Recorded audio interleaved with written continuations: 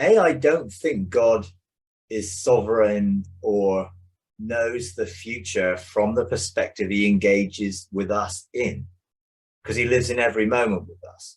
So the future doesn't exist until we choose to make it. So I don't think a fixed future already exists and it's going to happen and God knows what's going to happen, because it hadn't happened yet.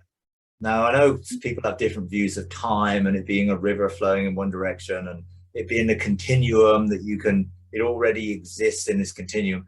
Yes, God is outside of time and space in the eternal now. And that's his transcendent nature, in which he is connected to everybody, but he also lives in every moment with us in the imminent thing. So he's with us in every moment. And he's not in that moment thinking and knowing what's going to happen in that moment or the next moment, because he's living in our moment with us, not from a transcendent outside of time and space perspective.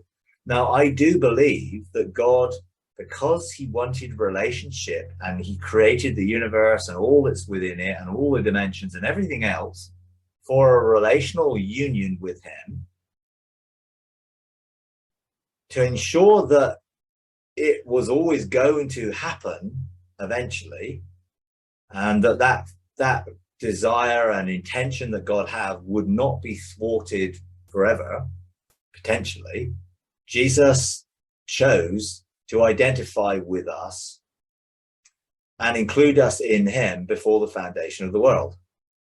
You know, it says he was slain before the foundation of the world. I don't believe, and he didn't die. Obviously, you can't kill God.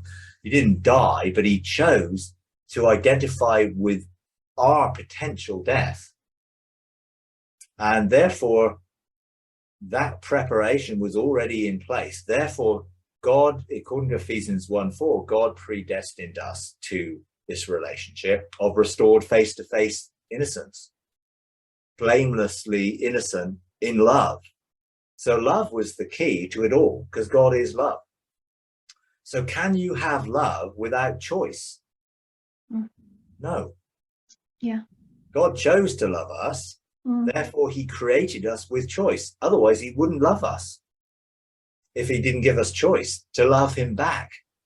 Yeah. So you have to choose to love him back. Otherwise, it's not love.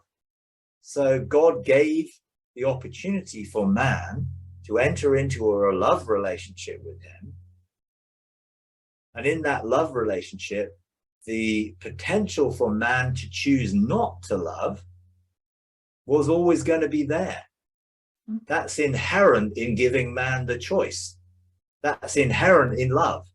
You couldn't choose to create a love, an opportunity of love, without giving someone the choice to love or not love. Otherwise, they're just a robot, programmed. Yeah. Well, that's not love. Love's an unconditional choice. So God, knowing that love was the thing, and knowing that love had the potential for man not to love him back, God, through Jesus, enabled restoration to be possible before everything started.